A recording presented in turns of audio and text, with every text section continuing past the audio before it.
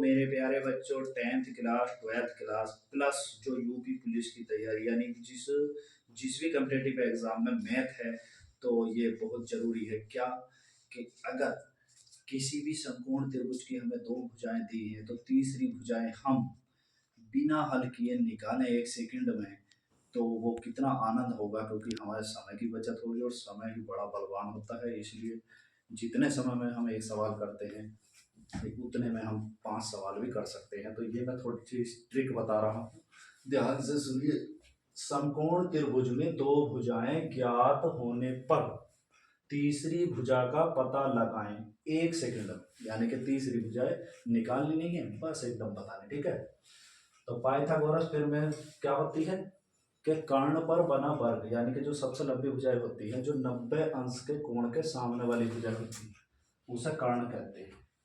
यानी कि सबसे बड़ी भुजा का वर्ग, कर्ण का वर्ग, बराबर होता है लंब, जो लंबा खड़ा है उसे लंब कहते हैं, परपेंडिकुलर है इस पर। तो लंब का वर्ग प्लस आधार, यानी कि जो आधार है 3, तो कर्ण का वर्ग बराबर होता है लंब का वर्ग प्लस आधार का वर्ग। ठीक, ये पाइथागोरस प्रमेय का नियम है। तो हम इस नियम से ये निकालेंगे कि 5 का वर्ग यानी कि कर्ण का वर्ग बराबर 4 का वर्ग लंब का वर्ग प्लस 3 का वर्ग आधार का वर्ग।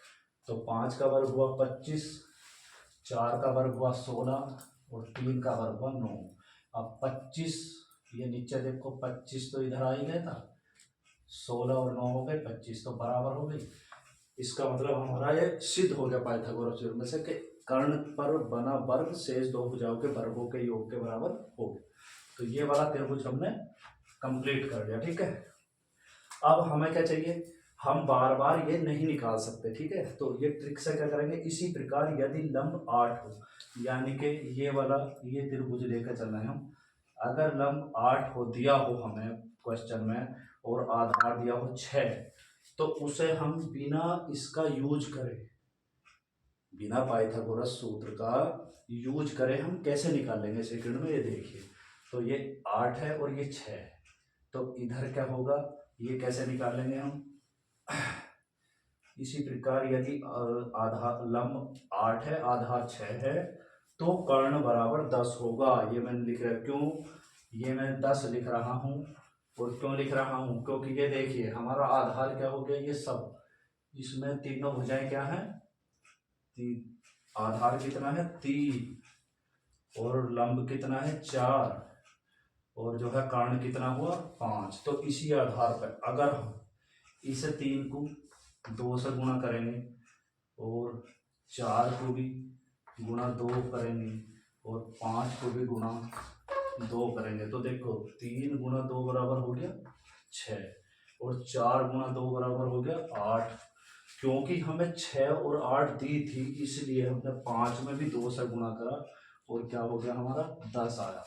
इसी तरह से यानी कि अगर हमें भुजाएं, ये तो चलो छोटी थी, हम वैसे भी निकाल सकते थे, लेकिन अगर एक भुजा 52 दी है, 50 तो 52, और दूसरी दी है 39, यानी कि अगर लंब 50 तो 52 दिया है और आधार दिया है 39, तो हम इसे कैसे निकाल लेंगे, क्योंकि ये वर्ग हमसे होने का नहीं जल्दी से।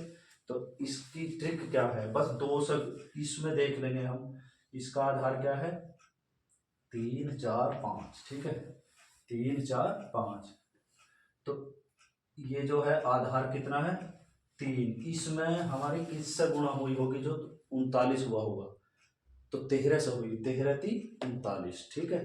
फिर 13 चौका 52, तो यहाँ 13 से गुणा करो इसे 5 को, 13 पंजे 65। तो ये हमने सिर्फ इस आधार पर, क्योंकि अगर हमारे लंब से लंब की गुणा, लंब को 2 से गुणा करेंगे तो आधार को भी 2 से गुणा करेंगे और कर्ण को भी 2 से गुणा करेंगे, यानी कि हमारी आराम से हम इसे ज्ञात कर सकते हैं तीसरी। अगर आधार को 8 से गुणा करेंगे और तो भी लंब को भी 8 से गुणा करेंगे और कर्ण को भी 8 से गुणा करके हम डालेंगे, और हमारे है क्या फिक्स, क्या है मान 3 4 5, ये याद रखेंगे, क्या रखेंगे 3 4 5, इन भुजाओं को याद रखेंगे। अगर जिस संख्या से 3 में गुणा होगी, यानी कि आधार में गुणा होगी, उसी संख्या में जो है लंब में गुणा होगी उसी संख्या से, और उसी के आधार पर हमारा तीसरी संख्या भी निकल जाएगी, क्योंकि 5 में गुणा करेंगे। तो it is a matter of wonderful that it is the trick very best, समझे। और बस ऐसे ही इसी ट्रिक से आप सॉल्यूशन कर सकते हैं, किसी भी कितनी भी भुजा दे दी हो बड़ी, ठीक है। और आधार याद रखेंगे 3 4 5, ठीक।